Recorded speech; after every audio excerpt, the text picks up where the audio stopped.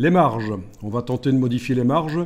Alors les marges, elles viennent d'où? En fait, elles viennent du gabarit.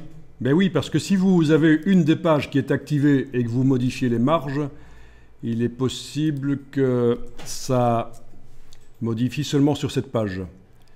Donc voyons un peu quand même dans Fichier, ajuster la mise en page. Oui, on avait les marges ici, on peut quand même les modifier par là.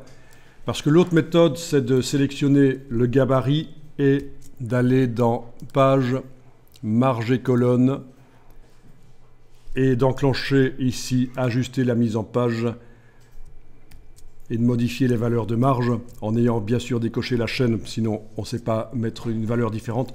Mais testons Fichier, ajuster la mise en page et je subodore que ça va donner le même résultat.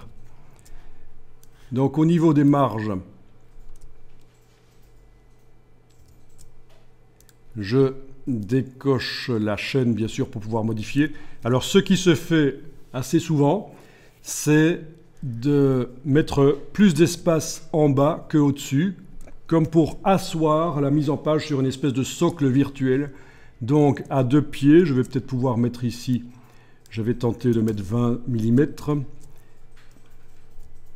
À 2 têtes, je vais peut-être mettre 15. Gauche et droite, on peut laisser comme ça éventuellement. Si on avait affaire à un document double page, à la place de gauche et droite, il serait mis grand fond et petit fond. Et donc il s'agit des marges à l'extérieur des pages ou les marges près de la reliure. Voilà. Donc tentons ça.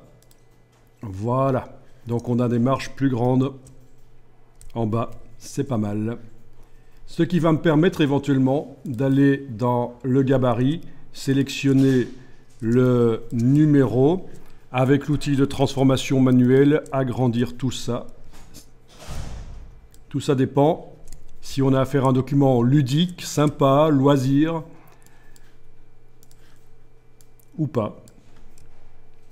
Si c'est une brochure qu'on distribue dans un parc pour visiter une réserve naturelle d'animaux ou quoi, on peut se permettre des choses plus ludiques, plus sympas que dans un magazine peut-être, ou en tout cas plus que dans une publication sérieuse comme un rapport d'entreprise, un catalogue d'exposition, etc.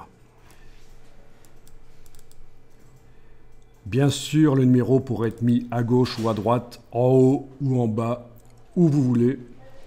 C'est assez souple. Donc vous voyez, mortalité de l'histoire, il n'y a pas de système de numérotation automatique à cocher comme si on était dans Word, mais on est beaucoup plus libre et je vous rappelle qu'on aurait pu mettre même une image derrière le numéro, un logo, une illustration, un clip art.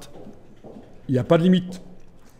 Et même un logo, un clip art qui passe partiellement devant le numéro, avec de la transparence ou pas de transparence en fait, des ombrages s'il faut, tout ce qu'on veut. Par exemple, si là je vais dans le gabarit et que je sélectionne le carré gris, je peux très bien lui mettre un effet d'ombrage interne. Donc c'est pour vous dire que tout est possible. Objet, effet, ombre interne. Je coche la case aperçue. L'ombre est très grande.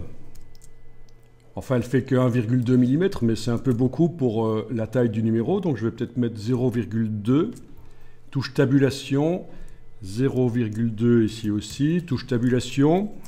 Au niveau de la distance de l'ombre, on est à 0, ok. Oui, j'aurais pu ne pas jouer avec ça en fait. Hein. C'est vrai que on n'est pas dans Illustrator, on a un peu plus pour les ombres que dans Illustrator. Mais en tout cas, ce qui est un peu trop, c'est la taille ici. Essayons 0,2, touche tabulation. Voilà, vous voyez, vous avez une ombre. Alors, elle a l'air un peu foireuse, pas très correcte, mais en principe, quand on la verra dans le PDF, ce sera correct. Ça devrait être correct dans le PDF. Voilà, un effet d'ombre interne. dont on peut modifier l'angle. C'est juste un exemple. Il faudra vérifier après si dans le PDF, ça donne bien. Voilà. Ok, finalement, c'est pas génial l'ombre. Je vais annuler l'application de l'ombre. Graphiquement, ça devient too much. Il vaut mieux pas essayer de faire un simili réalité. Il vaut mieux rester dans le flat design, dans le graphisme